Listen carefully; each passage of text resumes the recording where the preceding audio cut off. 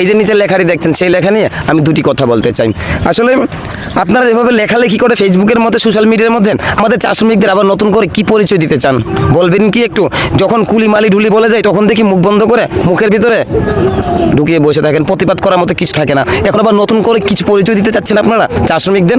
হ্যাঁ, আমার জায়গা থেকে আমি একান্তভাবে বলতে চাই, আগে থেকে বাগান অনেক পরিবর্তন হয়ে গেছে ভাই। এইসব লেখালেখি, আজে বাজে লেখালেখি বন্ধ করেন, অধিকার আদায়ের জন্য ঝাঁপিয়ে পড়েন। আজকে আপনি বলছেন চা শ্রমিকের সন্তান হয়ে, কালকে দেখবেন চা শ্রমিকের সন্তানদের বাহিরাগত লোকরা ঠিক এভাবে কথাবার্তা বলবে, তখন আপনি কি করবেন?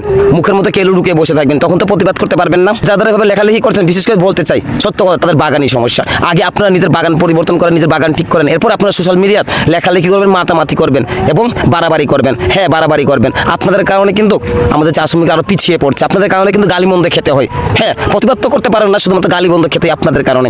বাগান ভাই সব ঠিক হয়ে যাবে যার দিন অবস্থান থেকে, যার দিন ব্যক্তিগতভাবে, যার দিন এলাকা ঠিক করেন, যার দিন বাগান ঠিক করেন। যারা কথা বলেন সত্য কথা, গিয়ে দেখেন তাদের বাগানই ঠিক নেই, তাদের বাগানই নষ্ট। এবং বাগানের মানুষ, বাগানের ছেলেমেয়েরা, বাগানের ছাত্র যুবক, তাদের নিজের বাগানের কথাই শুনে না। হ্যাঁ, কথাই শুনে না। আপনার ব্যক্তিগত আপনার নিজস্ব বাগান নিয়ে লেখালেখি করেন, গোটা চা শ্রমিকদের নিয়ে লেখালেখি করার মতো আপনার কোনো অধিকার নেই, দেয়নি। যদিও আপনি চা শ্রমিকের সন্তান হয়ে থাকেন, হ্যাঁ দেয়নি করে জানি, গায়ে গিয়ে লাগবে, গায়ে গিয়ে লাগবে। তবু বলতে চাই, আগে থেকে বাগান অনেক পরিবর্তন হয়ে গেছে।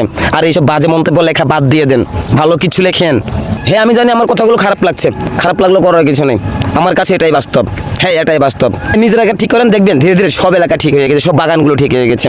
তো এখন লেখালেখি করবেন না ভাই, মাথা ঠিক থাকে না এসব দেখলে পড়ে। হ্যাঁ, মাথা ঠিক থাকে না।